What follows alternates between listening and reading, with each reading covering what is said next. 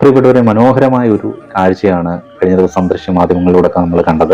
ഇപ്പോൾ അത് സോഷ്യൽ മീഡിയയിലും വൈറലാണ്. മലയാള മനോരമ സംഘടിപ്പിച്ച ഹോർത്തൂസ് 2025 സാഹിത്യോത്സവം, അതിൻ്റെ ഒരു ചടങ്ങിലാണ് ആ ഒരു മനോഹര കാഴ്ച അരങ്ങേറിയത്. ഇത് കണ്ടിട്ടില്ലാത്തവർക്ക് വേണ്ടിയിട്ട് പറയാം. മലയാള മനോരമ സംഘടിപ്പിച്ച ആ ഒരു സാഹിത്യോത്സവം ഹോർത്തൂസ് 2025, അതിൻ്റെ ഉദ്ഘാടനം നമ്മുടെ മമ്മൂക്ക ആയിരുന്നു. ആ ഉദ്ഘാടന സമയത്ത് അദ്ദേഹം ഒരു വെളിപ്പെടുത്തൽ നടത്തി. വെളിപ്പെടുത്തൽ മറ്റൊന്നുമല്ല, മമ്മൂട്ടി എന്ന പേര് അദ്ദേഹത്തിന് ആദ്യമായിട്ട് ഇട്ടത് ആരാണെന്നുള്ളതായിരുന്നു പറഞ്ഞത്. കാരണം മമ്മൂട്ടി എന്നുള്ള പേരിട്ടത് ഇന്നാളാണെന്നൊക്കെ പറഞ്ഞ് പലരും മുന്നോട്ട് ഇടക്കാലത്ത് വന്നിട്ടുണ്ടായിരുന്നു.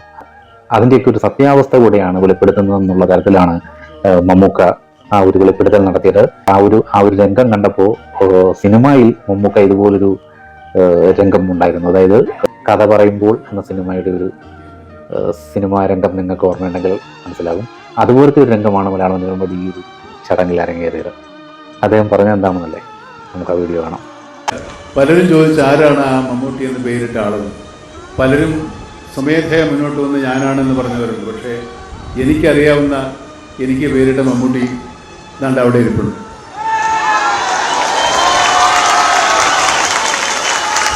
നിങ്ങൾക്ക് കാണാൻ വേണ്ടി ഞാൻ പുള്ളിയൊന്നും ഇങ്ങോട്ട് വിളിക്കാം.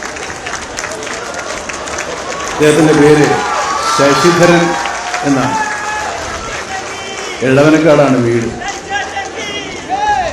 അല്ല, വേറെ ഒന്നും കൊണ്ടല്ല, ഈ പല ആളുകളും ഈ പേര് ഇട്ട ആളാണെന്ന് അവകാശപ്പെട്ടുകൊണ്ട് പല പത്രങ്ങളിൽ എഴുതുകയൊക്കെ ചെയ്യുന്നുണ്ട്. അദ്ദേഹമാണ് എടവനക്കാടുള്ള ശശിധരനാണ് എനിക്ക് ആ പേരിട്ട്. ആ പേരിടാനൊരു കാരണക്കാരൻ ഒന്ന് കടത്തി.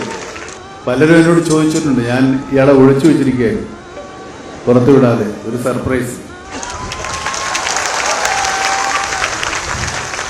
ഇങ്ങനെ 4 പേര് കാണുക ഇയാളെ പരിചയപ്പെടുത്തണമെന്ന് എനിക്ക് വലിയ ആഗ്രഹമുണ്ടായിരുന്നു.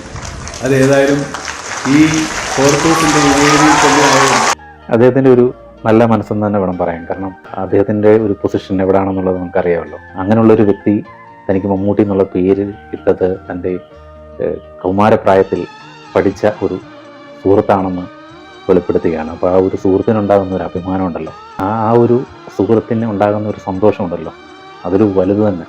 അത് നമുക്ക് പറഞ്ഞറിയിക്കാൻ പറ്റാത്ത ഒരു വലിയ കാര്യം തന്നെ.